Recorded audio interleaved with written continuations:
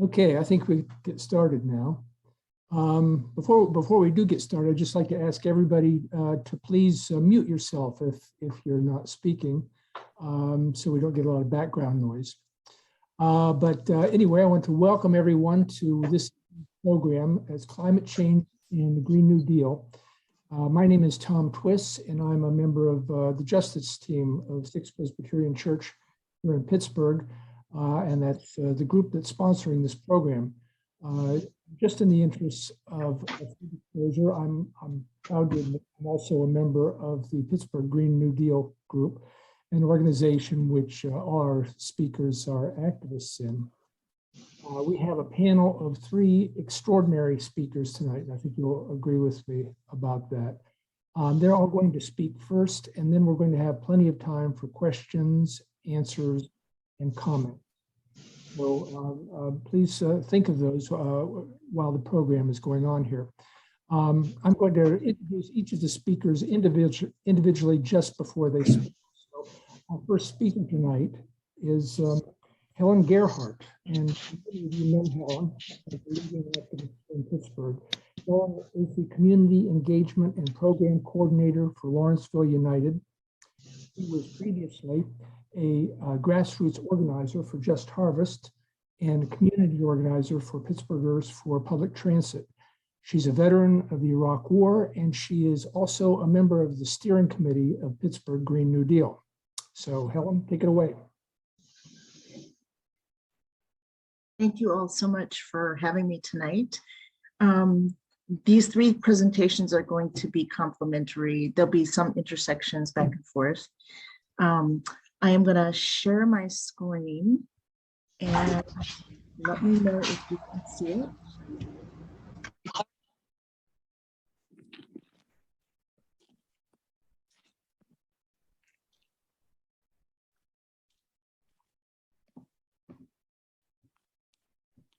Are you all able to see the screen? Yes. Okay, great. So I will be introducing the topic, kind of really presenting the framework that was laid out on February 7th of 2019 by Representative Alexandria Ocasio-Cortez and Senator Edward J. Markey. They introduced a Green New Deal resolution in both the House of Representatives and the Senate, House Resolution 109 and 59 respectively. This resolution laid out the conditions and the very probable consequences based on the science presented by the Intergovernmental Panel on Climate Change of our current inseparable climate and justice crises. So they laid this out in a series of whereas clauses, and then a series of therefore be it resolved commitments to responsibility, to our responsibilities and potential solutions in our situation. They were very clear that the resolution only provided an initial foundation of resolutions upon which the nation, states, counties, cities, indigenous nations, and other governing bodies and organizations and individuals could build more specific solutions. The overall goal was to create millions of good high-wage jobs, provide unprecedented levels of prosperity and economic security, and repair centuries of systemic injustices to Black and Brown peoples, people with disabilities, women, immigrants, and other groups of people that would also face the greatest damages of the climate crises that the science has made clear cannot be avoided, are in fact in progress now. So Patty is going to be going through some of this in far more detail in her presentation, but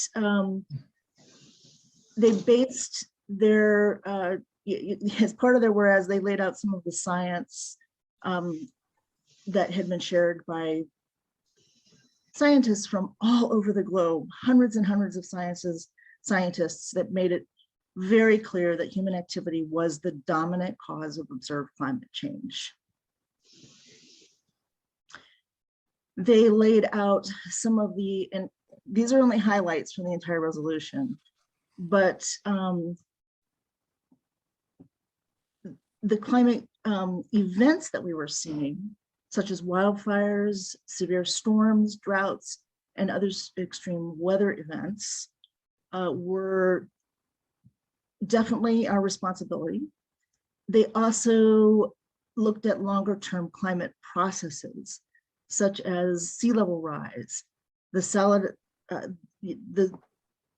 destruction of agricultural land, growing water scarcity, ocean acidification, and mass extinctions on land and sea, all drastically impacting human health, nutritious food access, all forms of infrastructure, and driving mass displacement and migration both within and across national borders. It's very clear that at this point, our governments globally are not acting fast enough. So in November of 2021, there was the 26th United Nations Climate Change Conference. The resulting Glasgow Climate Pact stated that carbon dioxide emissions must fall by 45% from 2010 levels by 2030 for global warming to be maintained at any kind of survivable level,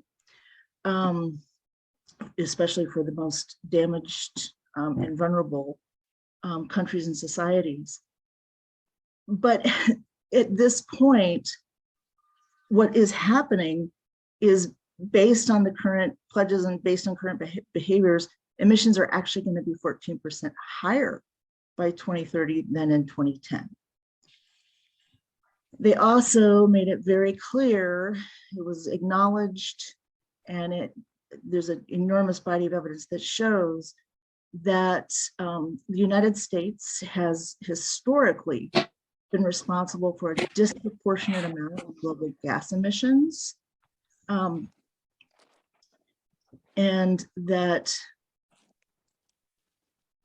we must take a leading role. Those who are going to be most impacted by climate change are producing the least carbon emissions.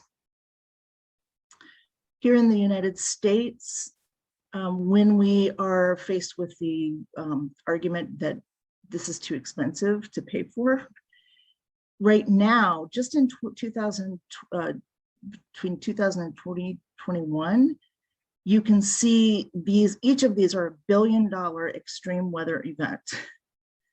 The costs are happening right now. This is an image of the drought, very severe drought that has been happening just this past year. The resolution also lays out that we cannot separate these crises from the economic and social justice crises that are happening.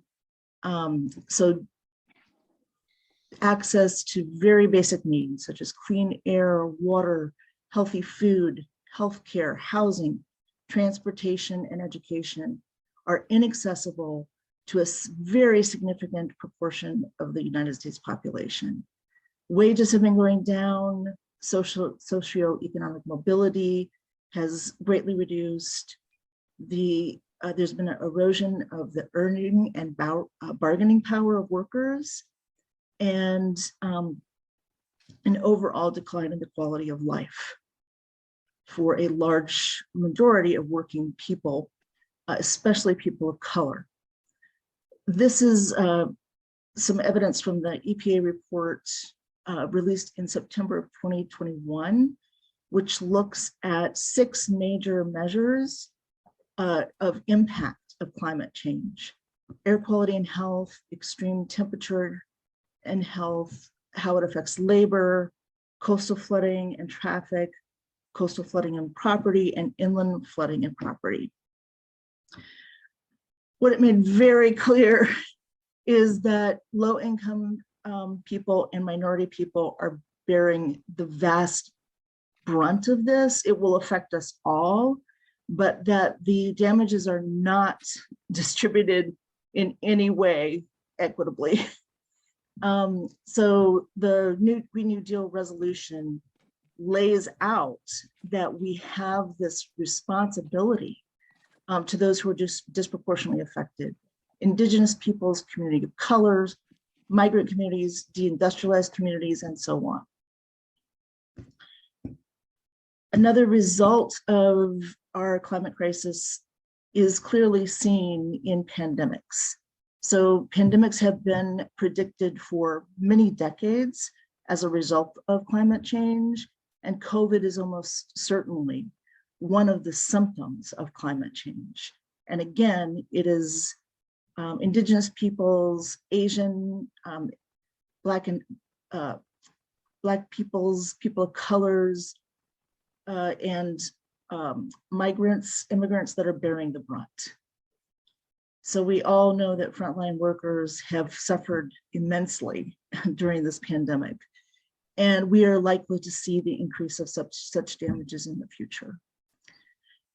So the resolution says it's the duty of the federal government to create a Green New Deal, to repair these harms, to prevent further harms, to invest in the infrastructure and industry of the United States, to create good, decently paying, dignified jobs, and to secure clean air and water, climate and community resiliency, healthy food, access to nature, and a sustainable environment for everyone, and to promote justice and repair the damages of historic oppression of Indigenous peoples, community of color, migrant communities, all those that have been so damaged over these many centuries. It lays out this broad framework, resolving to provide resources, training, high quality education, high quality union jobs with family sustaining wages, strengthening and protecting the rights of all workers, to bargain free of intimidation. It resolves to overhaul transportation systems, to remove pollution and greenhouse gas emissions from the transportation sector as much as possible, and to provide clean, affordable, and accessible public transit. It resolves that a Green New Deal must provide high quality healthcare for everyone, affordable, safe, and adequate housing, economic security, and clean air, water, healthy, affordable food. And it resolves that these plans have to be developed through transparent and inclusive consultation, collaboration, and partnership with frontline and vulnerable communities, labor unions, worker cooperatives, civil society groups, academia, and businesses. So some of the Green New Deal legislation that has been introduced since that initial resolution was introduced in 2019, the Green New Deal for public schools, for public housing, for cities, a civilian climate corps for jobs and justice, which would train thousands of people for long-term career in good union jobs, tackling the climate crisis, restoring ecosystems, the Build Green Infrastructure and Jobs Act to expand and electrify transit, the Farm System Reform Act, the Environmental Justice for All Act, which would submit key racial and environmental justice statutes and broadly expand community participation. The Ends Polluter Welfare Act, which would end government subsidies for fossil fuels and the Keep It in the Ground Act to stop all new fossil fuel leasing for public lands and waters. So what do we need to do? How do we show that we are resolved? Claire and Patty are going to be sharing more about this, but we see action all around us. We see it when people stand up for affordable and accessible public transit and housing. You can see Miss Mabel and Myrtle, who stood up for their homes at Penn Plaza, Pittsburgh for public transit. On the right left, Over had this action against the fossil fuel industry. There's so many different ways to speak out and support local plans and policies that have been developed through intensive community process. I will be sharing in the chat links to all of these plans so you can find out more. The Pittsburgh Green New Deal, this group is committed to building a mass movement to secure a truly just way forward, working with as many different organizations and individuals as we can through educational activity, immediate environmental activities such as tree planting, and building this local coalition to link up with national forces. In the links I share, you can find out more. I do want to share very briefly that we have two immediate events. One is a county council informational session. The first one, there's actually going to be three of them. The first is this coming Thursday, March the 31st, about abandoned oil and gas wells in Allegheny County. I will be sharing the link with more information about those hearings and the link to sign up for Thursday.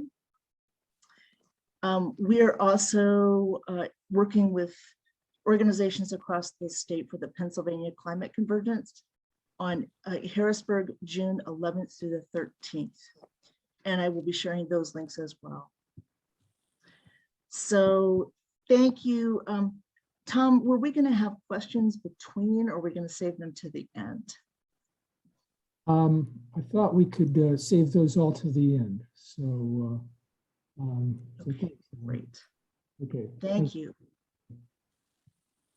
Okay, thank you very much. Our next speaker is Dr. Claire Cohen.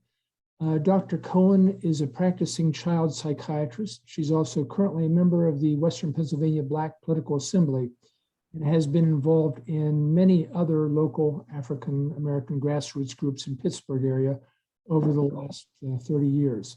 And she's also a member of the steering committee of Pittsburgh Green New Deal. So Claire. Yeah.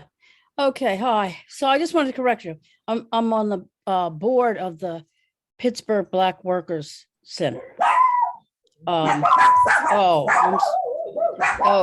hold on a second. I got to get.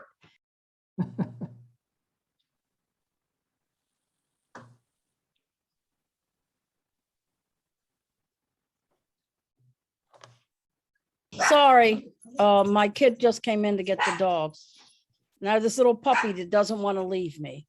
But anyway, all right. So, yeah. So I'm a member of. I'm on the board, advisory board of the Pittsburgh Black Workers Center. I'm a member of the Western PA Coalition for Single Payer Healthcare, and also a member of Pittsburgh Physicians for a National Health Program. And I will be saying a little bit about how that connects to climate in the end. And in the past, I was involved in, I was one of the major persons involved in getting the first civilian police review board back in the 90s in Pittsburgh. But now I'm also involved in the fight to end the school to prison pipeline in Pittsburgh. But right now, I'm talking about climate change. So I wanted to talk about four different aspects. One was the local aspect, because we hear a lot nationally, but a lot of times we don't hear we don't know how it connects to Pittsburgh. The second was to talk about the racial aspect. The third was to talk about the mental health aspect, because I am a psychiatrist. And last but not least, to make a connection with health, with the efforts to fight for single payer health care. So first, in Pittsburgh, because of the historical major industries of Western PA, steel, coal mining, so on, we've actually been experiencing climate impact on air, water, and soil quality, leading to health effects for decades. The difference now is that with the weather pattern changes, these changes are accelerating as well as multiplying. The impacts are accelerating as well as multiplying. We already have one of the highest national incidents of asthma and obstructive lung disorders in the country. And most of these statistics are both from national and from state agencies, most of these statistics that I'm talking about. With changes in temperature patterns and increased flooding, we are also seeing a lengthening and increasing severity of the spring and fall allergy seasons, which many of you who have allergies have noticed that your allergies start sooner, end last longer, and are worse. And this is all an impact of climate change. There's also an increase in tick-borne and mosquito-borne diseases. And Pennsylvania already has the highest incidence of tick-borne diseases in the country. Well, it's going to get worse. There's an increase in waterborne diseases and mold-related illnesses due to the exposures to the toxins and contaminations of flooding of groundwater and flood and groundwater. In addition, we can expect an increase in heat-related deaths and illnesses, including things like heart attacks in the elderly and problems in pregnancy. And then there's an increase in other illnesses that are as a result of climate change, increase in certain cancers, increase in developmental disorders, increase in birth defects, infertility, and dementia due to exposure to increasing toxins in the air, water, and soil. And some also due to as the temperature rises and as there's more flooding. Also, this is an interesting one. We are seeing an increase in car accidents, and that's directly related to extreme weather events. So we're seeing more hazardous driving conditions leading to an increase in car accidents. So if we don't address climate change, all of these things will just continue to get increasingly worse. Next, I wanted to talk about the disproportionate racial impact. So first of all, why is there a disproportionate racial impact? And it's mainly due to two factors. One is the fact that people of color, and in the case of Pittsburgh, we're talking mainly about Black people, are disproportionately poor, disproportionately in poverty. The other is the historic segregation and redlining of neighborhoods. And there's one other factor, a third factor. The other is the type of jobs that Black people disproportionately tend to have that exposes them more. So Black people in Pennsylvania, including Allegheny County, definitely bear a disproportionate health impact of climate change. First, low-income communities are often more likely to be located near high traffic areas and actually have higher levels of pollution. Often the infrastructure is in worse shape, so you have more of this situation where the temperature may actually be hotter in certain inner city Black areas. Next, power plants are known to produce particularly high levels of ozone and particulate matter. Well, 85% of power plants in Pennsylvania are located in neighborhoods that are disproportionately low income and Black. Low income Blacks are twice as likely as low income whites to live near power plants. Because of these factors, Black children, because of the factors of living near power plants and being more likely to live near high traffic areas, Black children in Allegheny County and Philadelphia had the highest rates of asthma in the nation. I'll repeat that. Black children in Allegheny County and Philadelphia have the highest rates of asthma in the nation. In 2019, 29% of Black children in Allegheny County had asthma. That's almost a third of Black children, more than 4 times that of white children.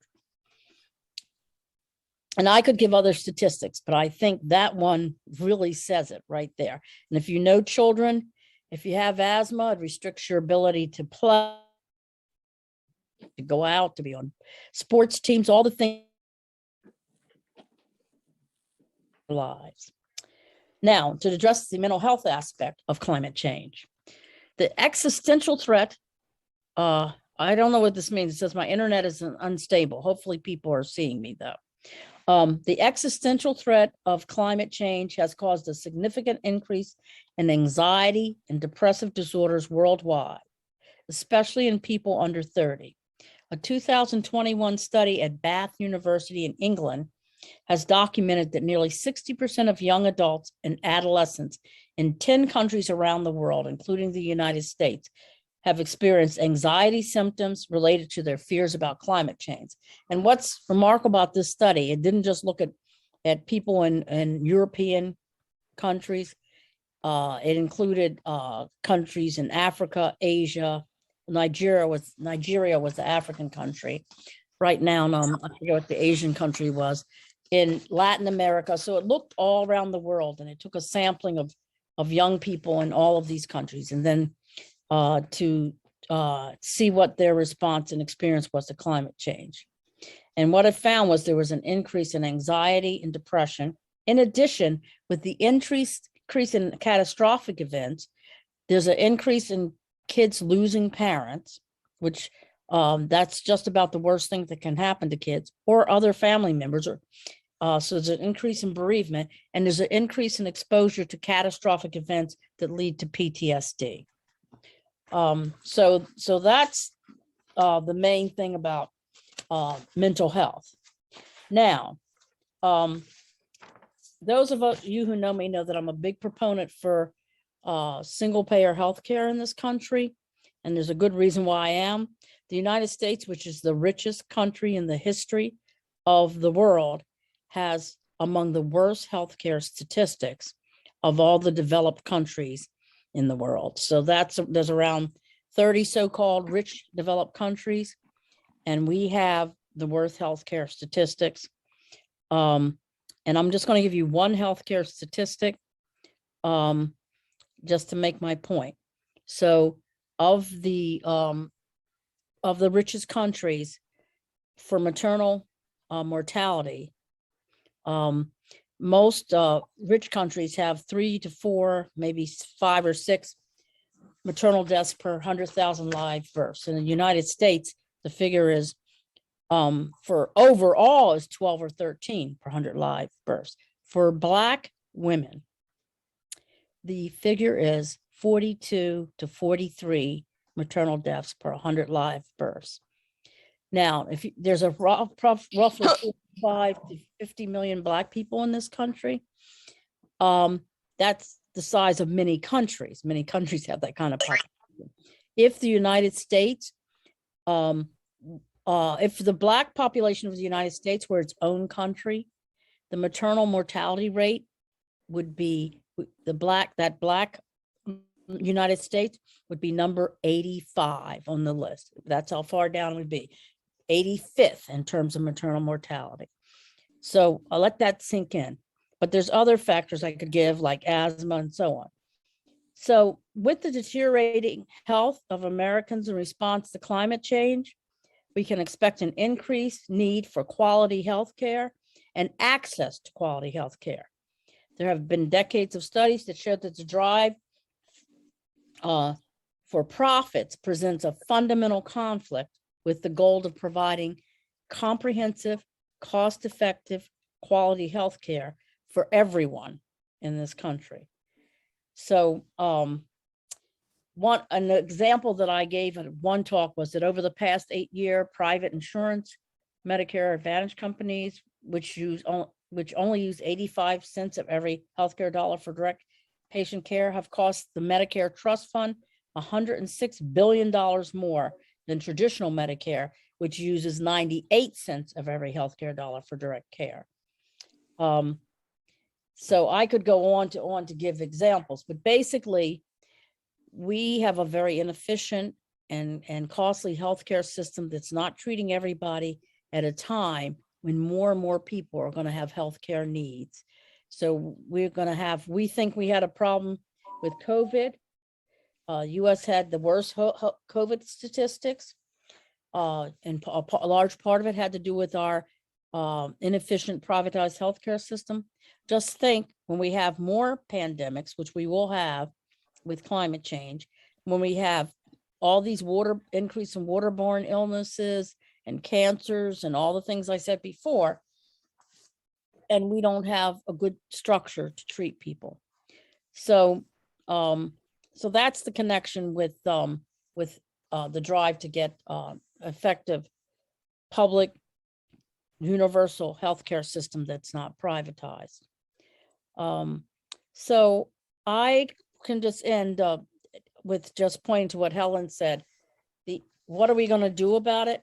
So we need to join in with organizations that are fighting for this, but it's important that we look around and see how we can join in with our fellow Black Pittsburghers or Black citizens of Allegheny County too, because in this fight, not do it for them, but join in. If you go to a meeting and Black people aren't at the table, you need to say, hey, wait a minute, stop.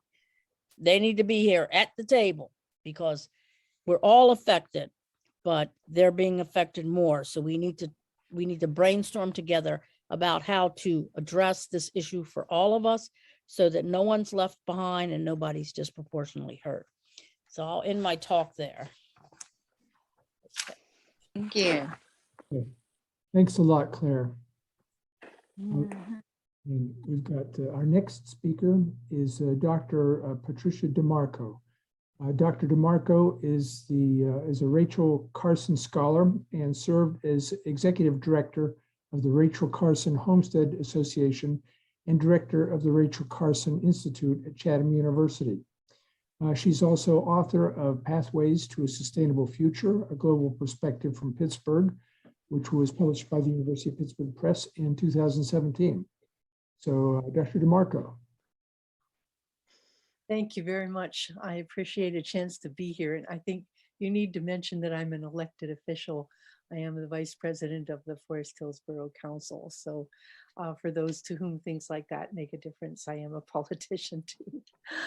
I am so pleased to be able to see you this evening and to share some ideas, but also a sense of how we can take control of this really serious situation that we're facing and bring some hope from it. So I'm going to share my screen so that you can see some pictures, and hopefully this works.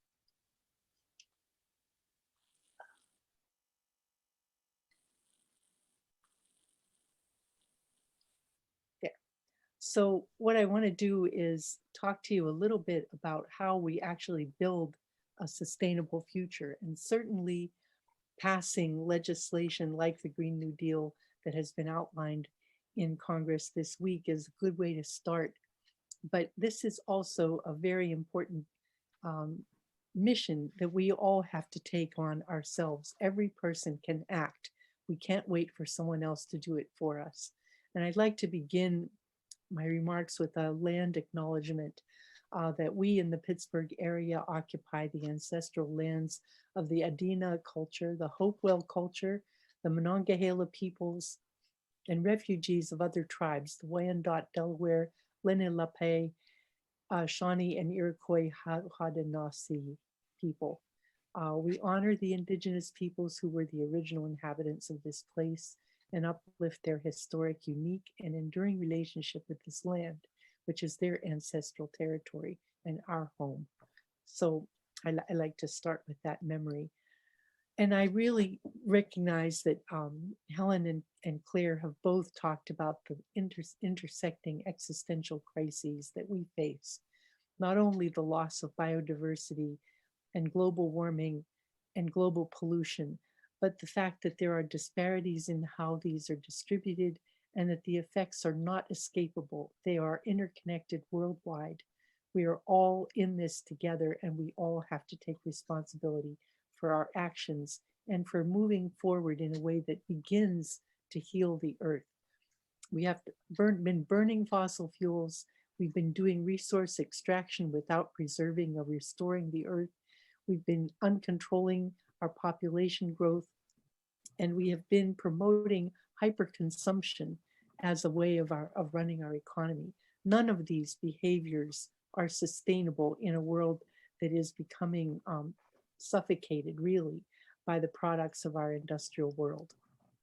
And the sixth assessment report you've heard summarized. I'm just going to give you this one slide, that we've had the highest CO2 concentration in 2 million years, the fastest rates of sea level rise in 3,000 years, and the lowest level of Arctic sea ice in 1,000 years, and unprecedented retreats of glaciers in 2,000 years. These are not just everyday variations. These are severe and accelerating dangers to the stability of our planet. And the fourth climate assessment, which was done under the Trump administration under orders of Congress, it was only up on their website for 4 days, and you have to retrieve it from the archives now. But this really gave a devastating picture of what we're facing. Labor losses in about 160 billion in lost wages a year from heat-induced productivity damages, higher energy costs due to the mounting demand on a power system made less reliable by extreme weather. This also does not include instability internationally, as we've even been experiencing, which will further cause vulnerabilities from our fossil energy system.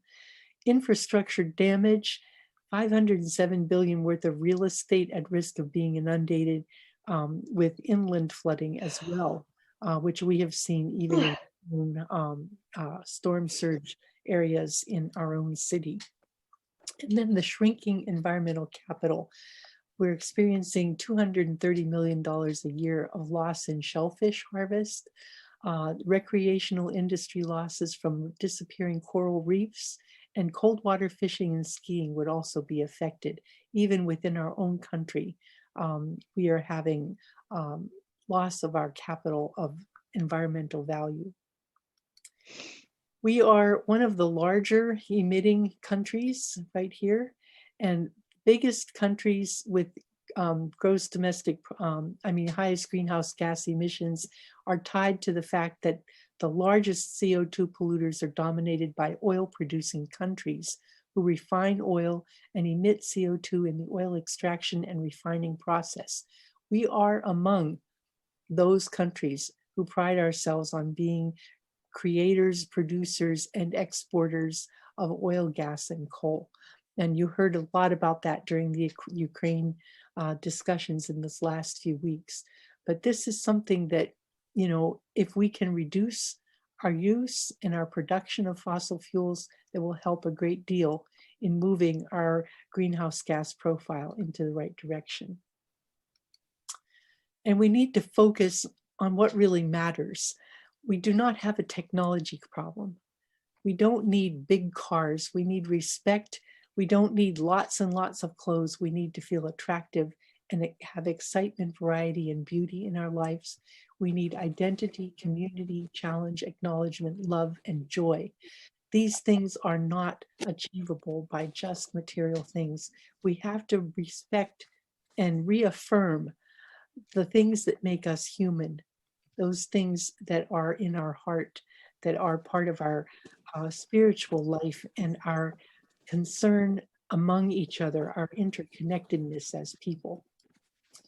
We have a life support system in the living planet Earth, fueled by solar power, that provides us everything we need, absolutely need, to survive: clean water, fertile ground, fresh air, and a biodiversity of species of which humans are but one part. And we have to look at moving our way of operating on this planet from a system where the economy is dominant to the detriment of both environment and society goals, to a mode of living that is balanced with the economy, the society, and the environment having respected boundaries and interconnectedness so that we can sustain a situation that, that we live in. We need to rebalance the social safety net. And much of the content of the Green New Deal that you heard from Helen does seek to shift this balance away from strictly economic production operations to one where we have a better balance between taking care of society, taking care of the environment, and also taking care of the economy. Our current US policy supports high gas and oil production. And if you look at this is the most recent Energy Information Administration projection, you see that out to 2050, we are still using coal, we are still using nuclear, we are still using natural gas, and we have only 38% renewables all the way out to 2050. And one of the reasons for this is that the Department of Energy is required to use existing law when they make these projections. So they can only go forward with the laws that are currently on the book. And right now, we do not have laws on the books that promote renewable and non-polluting energy compared to subsidizing and actually promoting fossil and fossil extraction-based energy forms. We have to change these policies in order to go forward in the right direction. If we continue on our current policy trajectory, we are not going to make it to the necessary range for survival. Our carbon reduction goal of 26 to 28% below that of 2005 level of emissions is not going to be achieved by our current policy trajectory. The status quo will not get us where we need to be. We have to move from awareness to action, make a policy U-turn so that we can begin to catch up and actually make progress.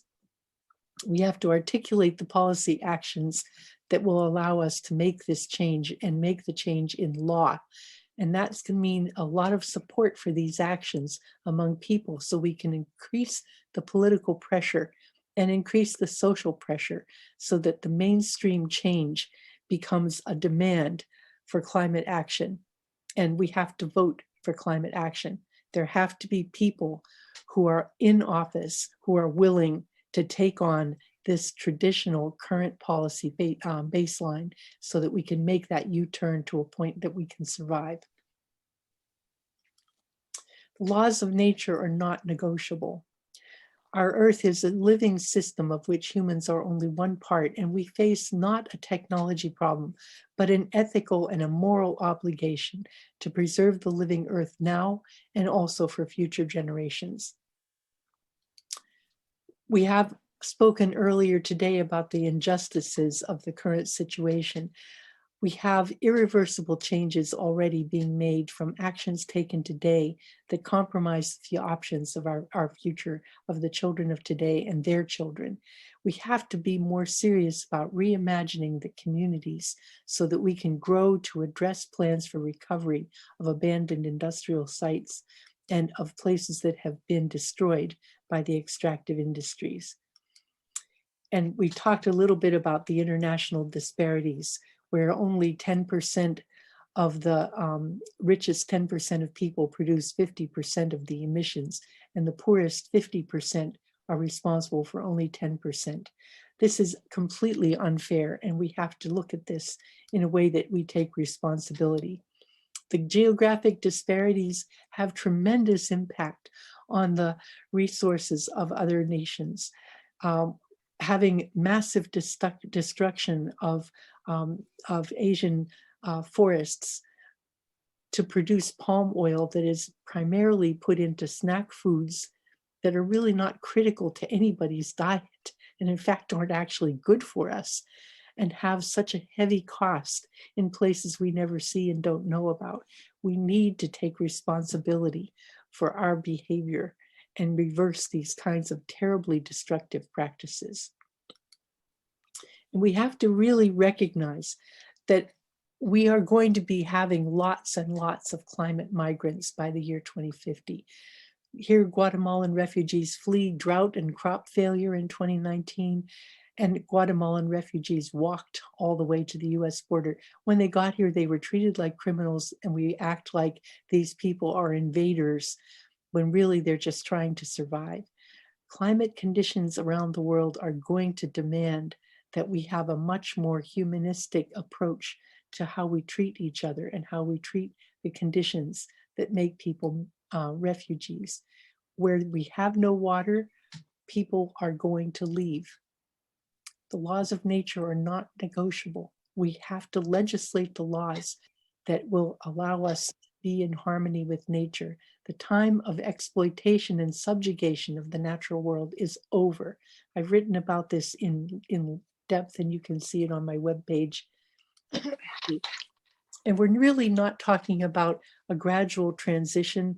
We're talking about a transformation of our society from a fossil-based civilization to one that can be sustained.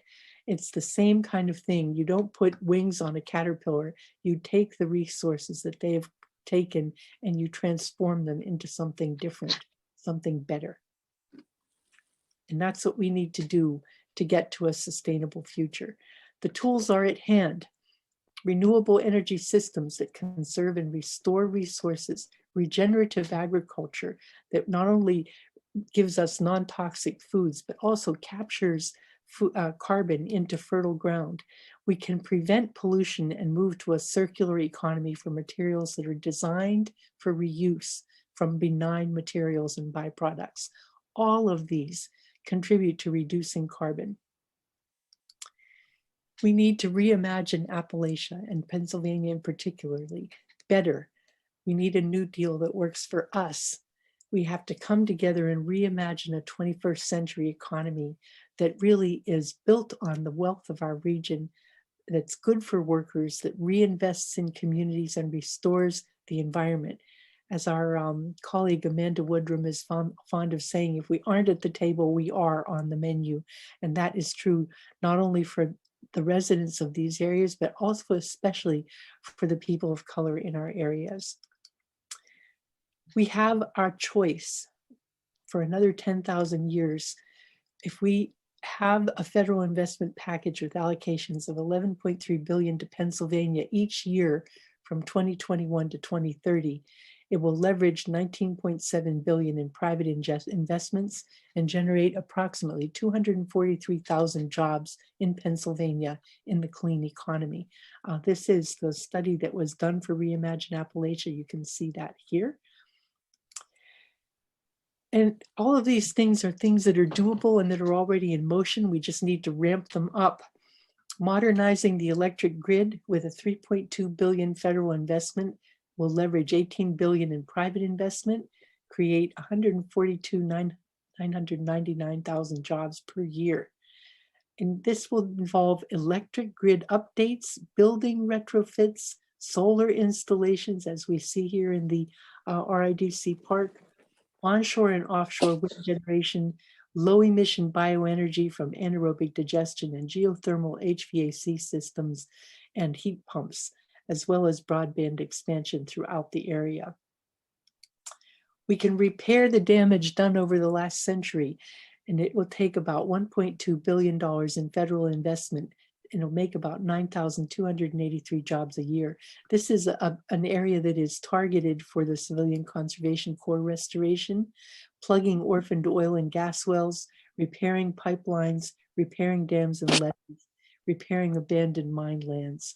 These all need attention. They have good job opportunities available. We can expand manufacturing by making it more energy efficient and clean. About 1.2 billion in federal investment is targeted for this, with another 1.8 billion in private investment. It will create 18,000 jobs per year. And this will give us a way to do industrial efficiency upgrades, use combined heat and power systems, and support manufacturing research and development, including bioplastics research and development that use non-fossil fuel feedstocks to make things. And we can build a more sustainable transportation system with a federal investment of $928 million, leveraged with about $522 million in private investment. And this will create 16,182 jobs per year, expanding public transportation and upgrades, including rail, and expanding a high efficiency electric vehicle automobile fleet and its associated infrastructure. We need to be building these things in Pennsylvania. We need to be building them where people already have the skilled labor force in place. And the green economy jobs include relaunching the Civilian Conservation Corps that will create 56,700 jobs a year. And we can focus this on regenerative agriculture and farmland preservation, restoring land, especially from abandoned mine lands, restoring watersheds, waterways, and wastewater systems. We can have a robust expectation of agriculture in Pennsylvania because we have water. And I am almost done. Every person has to think of themselves as a climate warrior. We are having very slow progress. It's moving, but it needs to go faster. Every person matters. We need to have a sustainable future with equity, resilience, and a shared prosperity. And you can do, I'm going to go through 4 things quickly. Speak out and vote. Know what your elected representatives think about climate change issues. Contact them regularly and ask all of the candidates where they stand on climate action. They need to be held accountable even before they're elected. If they don't have a position on climate change, you need to call them out. Take responsibility for your own climate footprint. There are lots and lots of things you can do. And I wrote a post about that called Climate Change is Calling My Name. And you can get all of this information from there. Oh my goodness, why am I having trouble with this? You can eat for health and a healthy planet.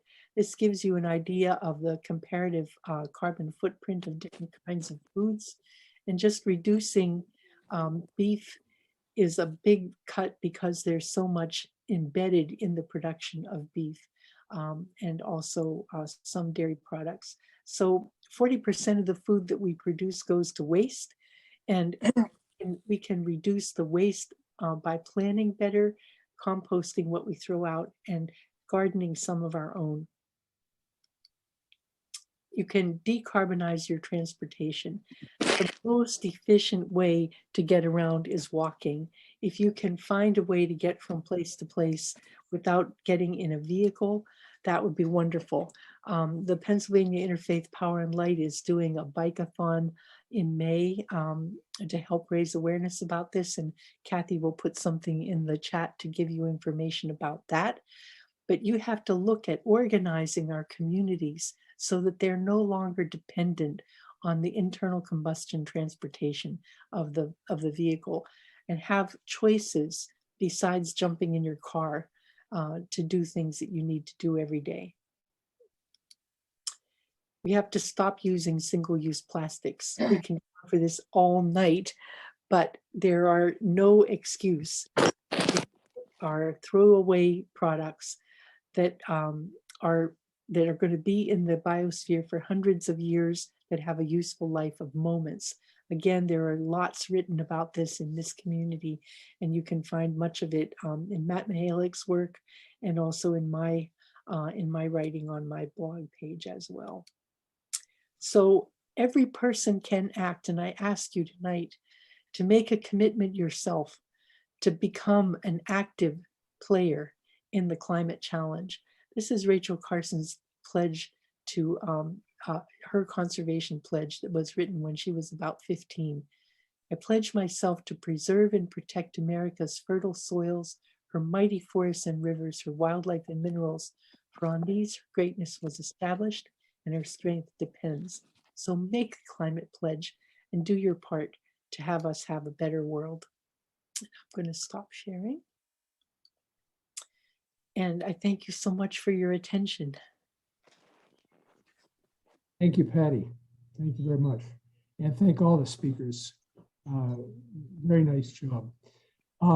We have lots of, yes, lots of opportunity for questions and comments. So I'd like to open the floor for those. I think maybe we could do those by, if you want to type your message into chat, that'd be one way that we could do it.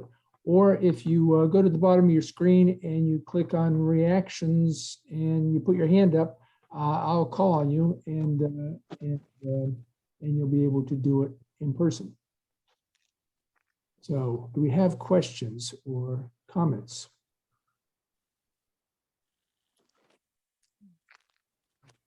I have a question myself, and it's just listening to the presentations and what all three of you have sketched in terms of what situation we're facing right now. It seems bleak, and sometimes it seems overwhelming, and prospects don't seem great because things are not moving fast enough.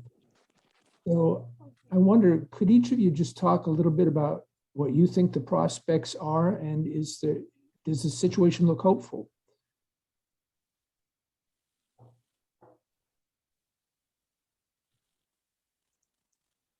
Well, I'll go first. I teach students, and when I begin this semester, I ask them that question. You know, do you think there's hope for the future, or are you basically in despair? And at the beginning of the semester, they're all pretty much hopeless. They're feeling defeated. So what I do is I teach revolution. I empower people. And the best thing you can do when you're feeling like the situation is hopeless is you roll up your sleeves, you get on your big boy pants, and you get out there and you fight for what you want. This is not a spectator sport. Winning this climate battle is going to take people going to the fences, putting their fist in the air, challenging the people in power until they either get out or give up and join us, and get people elected who are willing to do that.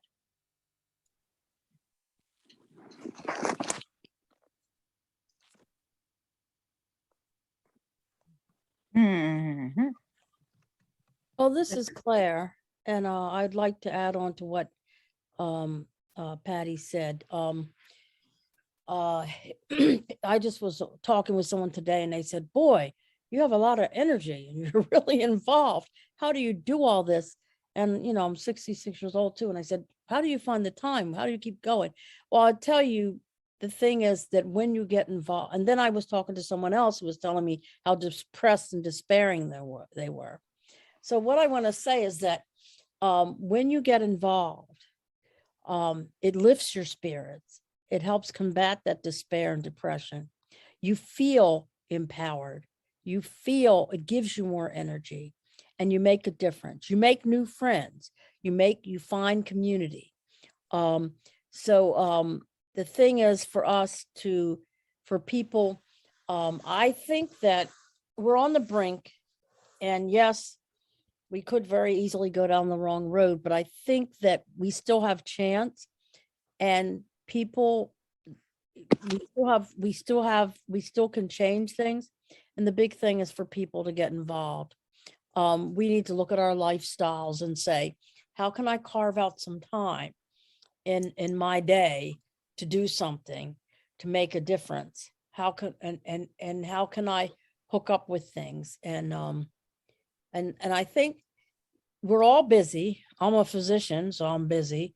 I had a sister who died of cancer about 15 years ago, and I had to raise her children.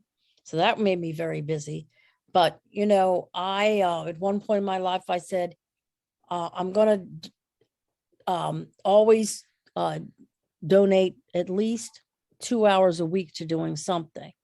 So I think that if everybody said, regardless, I'm going to set aside. Now I do more than 2 hours a week, I'm going to be honest with you. But if everybody said, I'm going to set aside 2, 4, 6, whatever you can do hours a week in which I'm going to do something to make my community, my neighborhood, my world better. That would be an awful lot of people power making a change. The other thing I want to put in a plug for, you saw Patty's book, read. Television ain't going to do it. Reading, a lot of people say to me, boy, how do you know so much, Claire? Reading is the trick. Get out, read, and find out what's really going on so you can know what needs to happen and what you need to do. Okay. So part of my hope comes from this incredible adaptability and of life itself. You know, our ecology, what has produced life, it is so deeply symbiotic, collaborative. You know, science is showing us how deeply we are related on the genetic level, how our own bodies are, the majority of our own bodies are other organisms with which we live in symbiosis. Over the past years, I've been very involved in COVID response. And I have worked with hundreds of people who have stood by each other and for each other in solidarity to help each other with getting food, healthcare, housing. I have worked with a whole range of groups, from folks like Peter Kaplan on this call on the Affirmatively Furthering Fair Housing Task Force and the Pittsburgh Food Policy Council and the Pittsburgh Green New Deal, Pittsburghers for Public Transit. There are so many people who are working on the nitty-gritty practical problem solving of building our community as an equitable and just ecosystem. You know, we have this enduring metaphor of war, which pits us not only against each other, but against nature. But all around us, we have examples that go back many millennia, from indigenous peoples to many other societies that have lived in very practical, thoughtful ways that allow them to live as part of our ecosystem. So yes, we're facing crisis, but all around us, there are examples of people giving with each other to a healthier, truly deeply sustaining and joyful life. I can't tell you how many moments of joy I have had with many of the people on this call and all across our community. And so I would say, yes, what both Hetty and Claire said, learn as much as you can, read and learn from the experiences, the wisdom of the person who is driving the bus and the person who is serving you at the grocery store. And there are so many different forms of service and mutual care. And the more that we learn about each other across the divide, the better chance we have to work together to survive. Yes, okay, yes. And just sort of following along with that, if people would like to get more involved, one thing you can do is just put your name in chat along with your email address if you like, from Pittsburgh about some of the other upcoming activities. And Tom, I have put a link to a form where you can indicate, you can share your contact information and what you're interested in. Okay, there are many different opportunities for action, learning, and involvement. Excellent, excellent. And there are a couple of people with their hands raised, patiently waiting. Thank you. So Patricia, Libby, and then after that we've got Karen. So first, Patricia. Yeah, thank you. I had to miss the first part of the webinar. I know it was recorded. Can you tell me how I can get a copy of the recording or see a copy of the recording? Because I really want to read all of Patricia's things she had up on screen. She was going so fast, I couldn't get them all. And if the recording, I'll be able to do that. And I missed the first speaker almost completely. So I'd like to hear Claire's complete statements. Do you know how soon it'll be available? And can you send me a copy?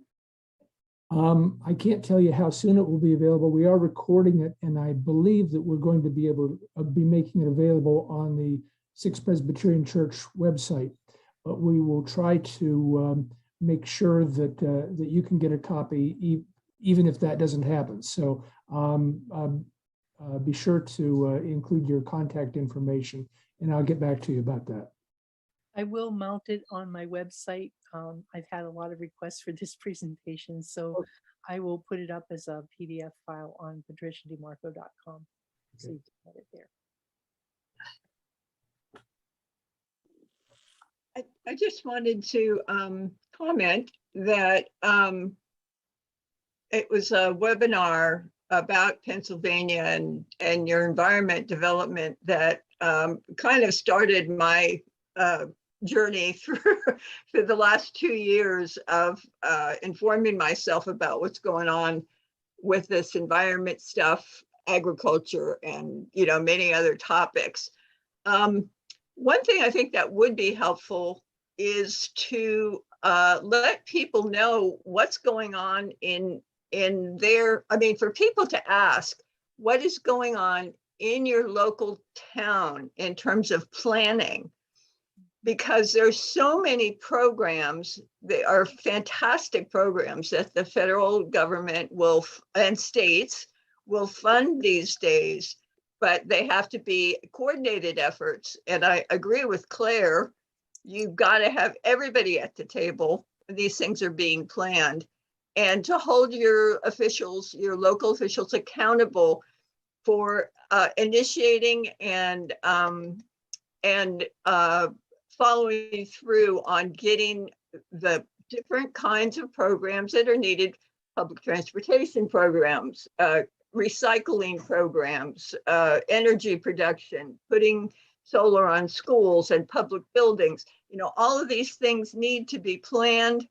They need public input. It needs to be, fairly rapid, but we have the technology for these things. So, but to let people know that they need to either volunteer to help with the planning, or they need to make sure that their elected officials are actively doing this. We don't care what's in the library right now. I'm sorry. Why are you wasting our precious time worrying about stuff that is just a distraction? Let's get it together, folks.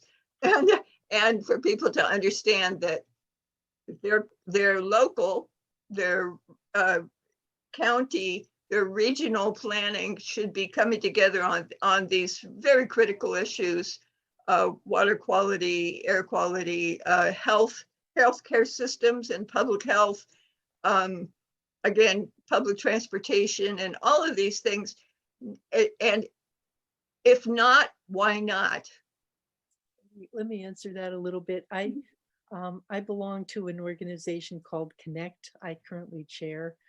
It's the Congress of Neighboring Communities, and it is all of the communities surrounding Pittsburgh. We have 43 communities working together on a climate action plan. And we will be bringing out resolutions about that in May. The draft action plan is on the Connect website. You can look at it and comment on it. We have a survey going around asking for people to provide input. So I think there are lots of people working on, local government actions on climate. My borough has adopted a climate action plan already. We built a net zero building. We've just acquired a energy services performance contractor to upgrade all of our borough buildings, including putting solar on some of them. Our community development corporation is looking at putting in a eco district in our town. It's already been done in Sharpsburg, Millville, and Etna, where they have an eco district working with those 3 towns together. There's a lot going on at the local level because there's so little going on at the state level that we've had to, in spite of the, regulatory barriers that we face at the state level. We do it anyway. You As I see, just a Zoom call on just what you said, this is what we did, would be an invaluable guide for other areas. People waiting for government to do this on its own. But it can be organized regionally, and people need to think regionally as well. Well, there's also the Reimagine Appalachia effort, which is 4 states in the Ohio River Valley, Pennsylvania, Kentucky, Ohio, and West Virginia. And that project has gone on for better than 2 years. And they've been looking at pulling the delegations of those 4 states together.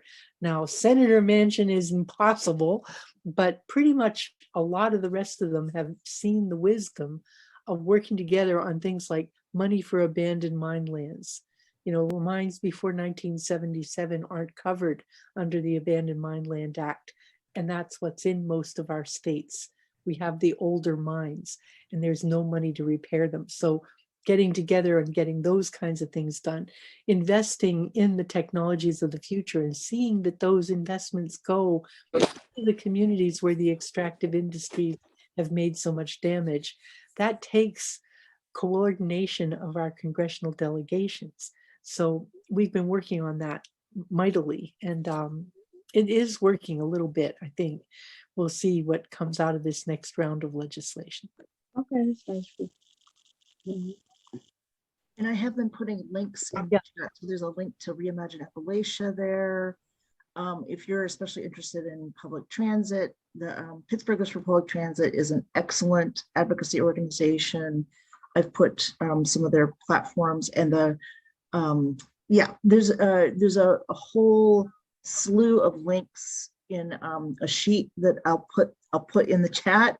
But there are almost everything in my presentation, all the resources are there, as well as links to other organizations that are working on these various platforms and policies. And I put the link to connect in there as well.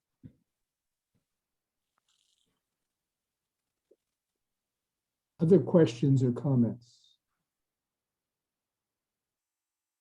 One thing I've been thinking about,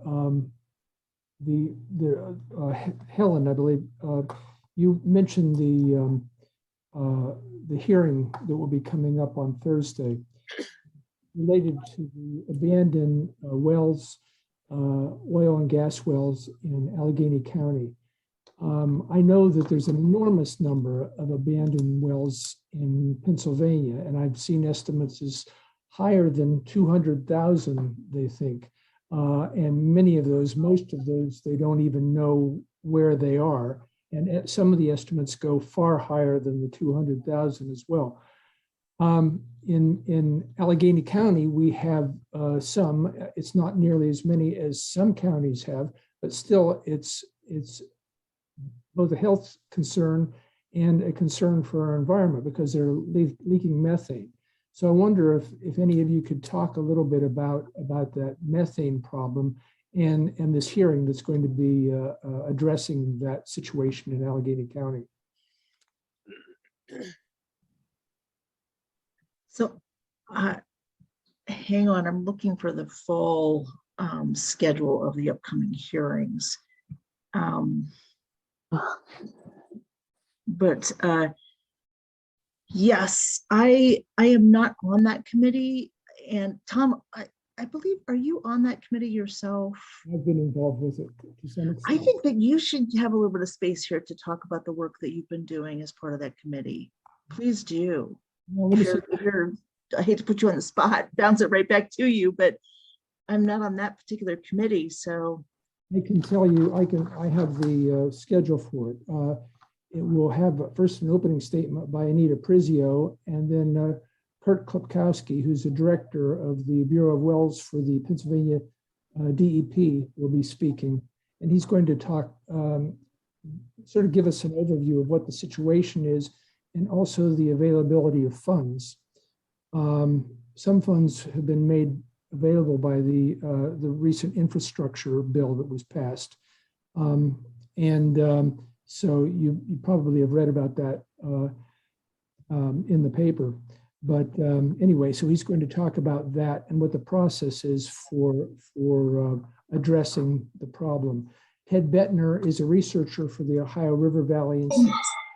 He's going to talk a bit about the problem and the impact of the methane. And Kelsey Krebs from Sierra Club is going to be talking. And Sierra Club has been working on a great project. They're trying to get regulations changed so that the bond levels are raised so that whenever anybody drills a well, and this would apply to all wells that are currently operating and any future wells, they're going to have to purchase a larger bond that would pay for the cleanup and the plugging of the well after they're finished, just to guarantee that the taxpayers in Allegheny County aren't stuck with that problem eventually. So that's what the lineup is. But we haven't really talked that much within the committee itself about what the problem is with the methane. And I was just wondering if any of our speakers would be able to address that a little bit and how methane impacts climate change, for example.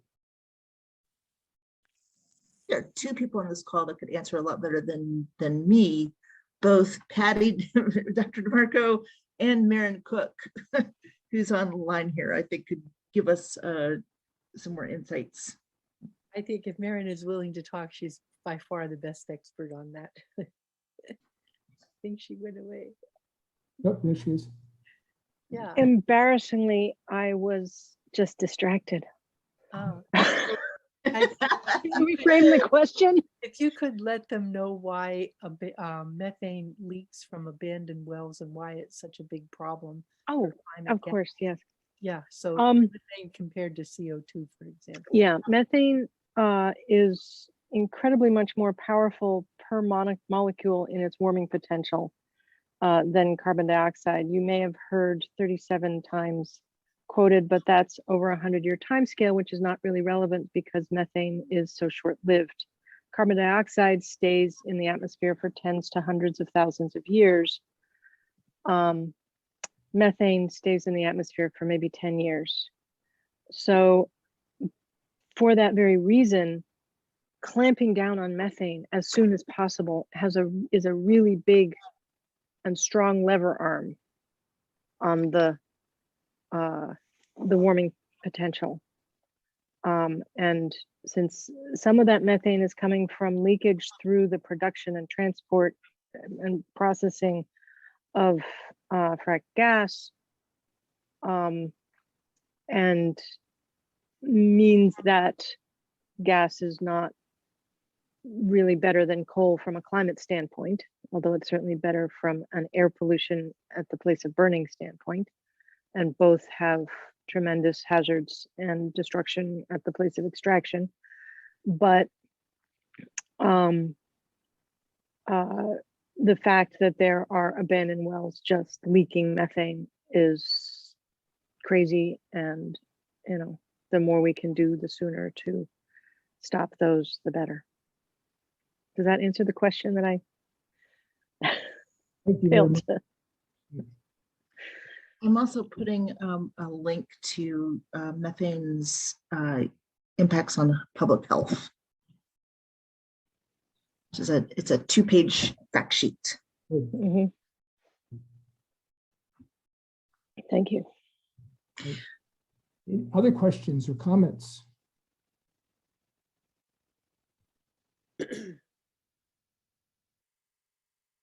Oh, God.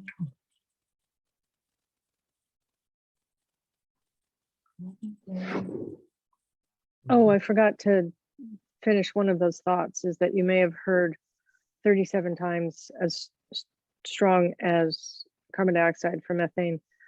A better number is more like 87 times.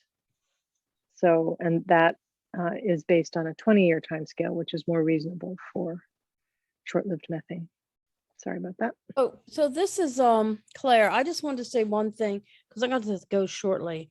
And one of the problems with methane is that it's involved in the production of benzene in the atmosphere, and benzene is a very carcinogenic chemical. We have a lot of benzene in our area and in certain areas around the country.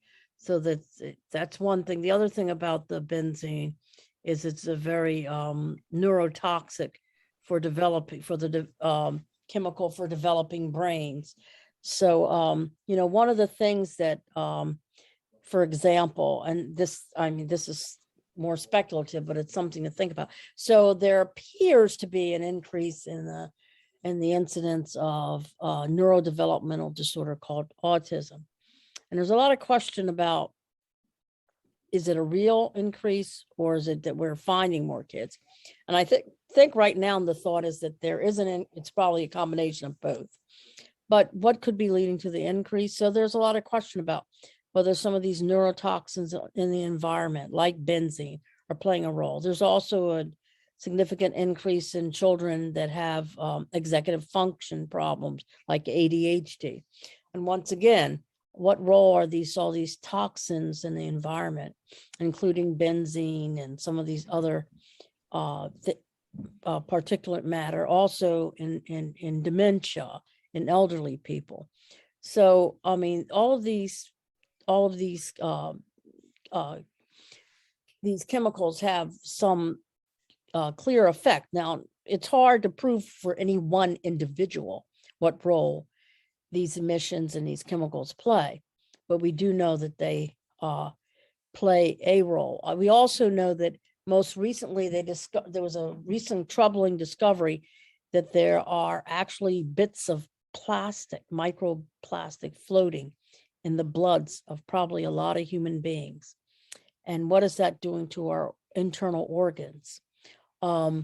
And there appears to be, like, as you know, you may not know, there's an increase in a number of autoimmune disorders, things like diabetes, things like fatty liver, and troubling increases in these problems. And how is that? And and we need to be concerned about how that's relating to our health and to our children's health and our children's development. There's a troubling increase in male infertility. There's a troubling increase in neurodevelopmental disorders in children.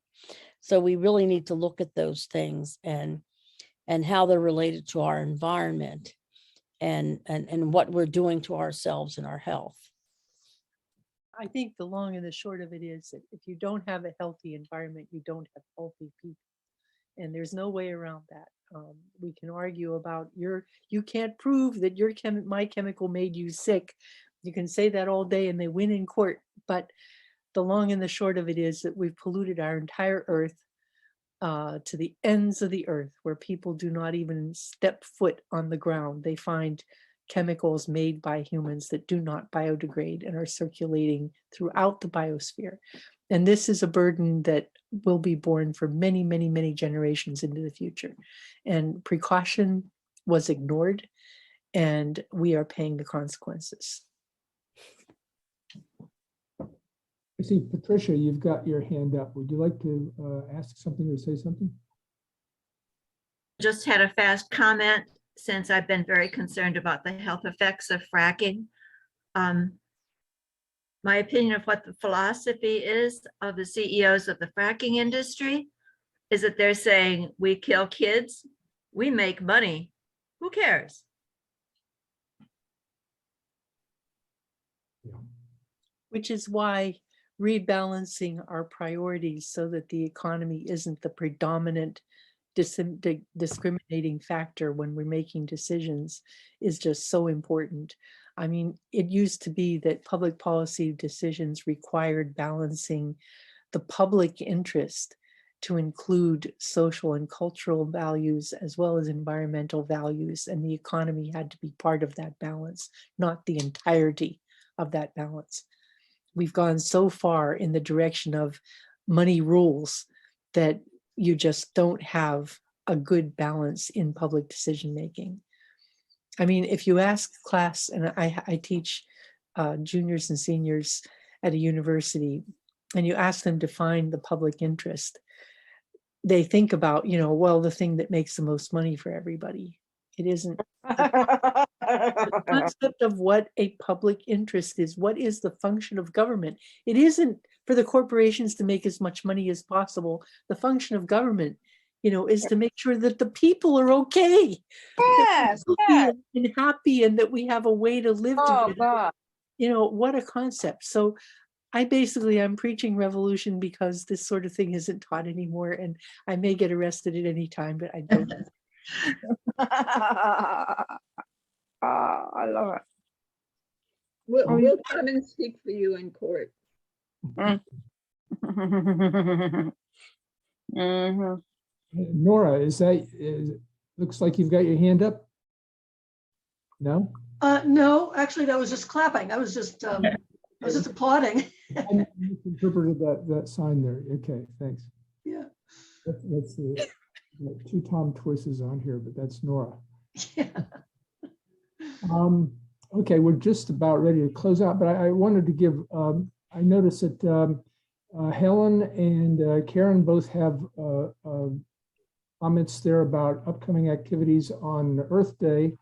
And also, I think Maren had a comment about the upcoming climate convergence in Harrisburg, which we talked about a little bit earlier. But would any of you or each of you like to say just a word or two about those activities? The one that I posted about the climate strike on Earth Day, it's actually led by the Pittsburgh Sunshine Movement. These young people are another reason. Sunrise, the Sunrise Movement. They are part of why I am hopeful, because I see this incredible energy of our youth all across the world and right here in our own community. So please join and support them if you can. And yeah, and I did have, I don't know if you're going to share the chat, but I do have links to more information on the climate convergence as well in Harrisburg. And Maren is actually one of the organizers. So I think that she can probably answer some more questions about that if anyone has them. Yeah, would you like me to describe it in brief first, or? Sure, yeah. Okay, the climate convergence is a statewide action and gathering being organized by people all across Pennsylvania.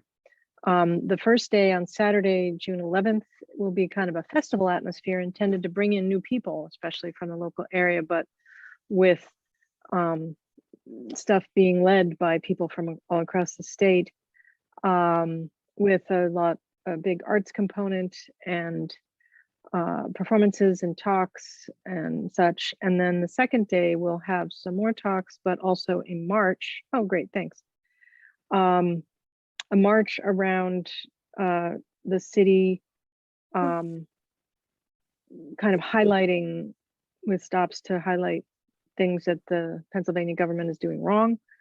And then on Monday is kind of a day of action with both some various direct action run by different groups, but also lobbying and petition delivering and messages intended directly toward the lawmakers. So thanks for popping that up. There's some other Earth Day things happening all around Earth Day proper, which is that Friday the 22nd, when the youth-led climate strike downtown, which will have a short march as part of it and a lot of speechifying downtown. On Saturday in Hazelwood, there's going to be a more celebratory kind of Earth Day with an appearance by the rather well-known Squonk Opera, with giant purple hands. Very symbolic, and sort of it's in our hands to have an impact, and they came to us to to say, hey, what can we do on Earth Day?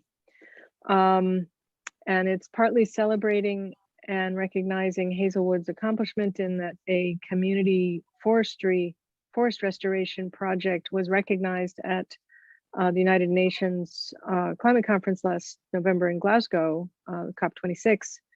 And so it's sort of forest and plant oriented. There'll be the Isaac Walton League is going to be distributing about 500 blueberry bushes to Hazelwood residents. There's going to, I think, Grow Pittsburgh is going to be there with the plants. There's going to be some other musical performances and also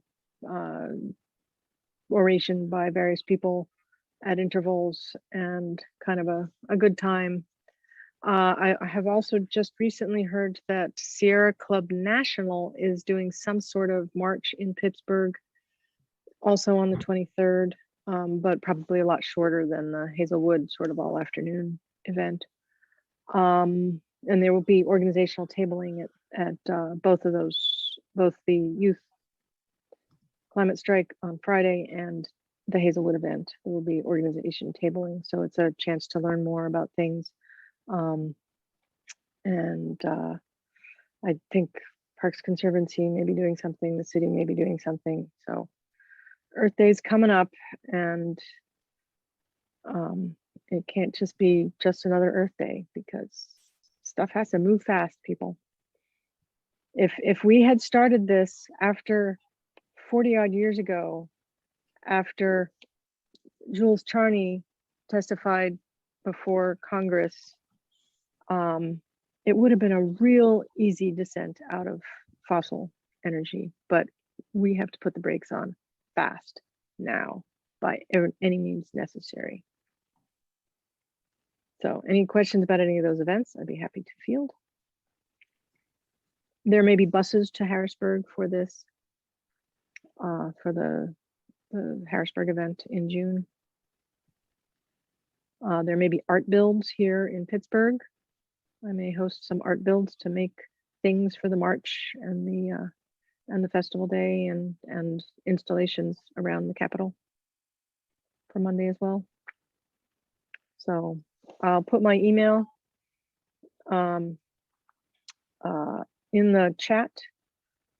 Be a little persistent, because I get too much email.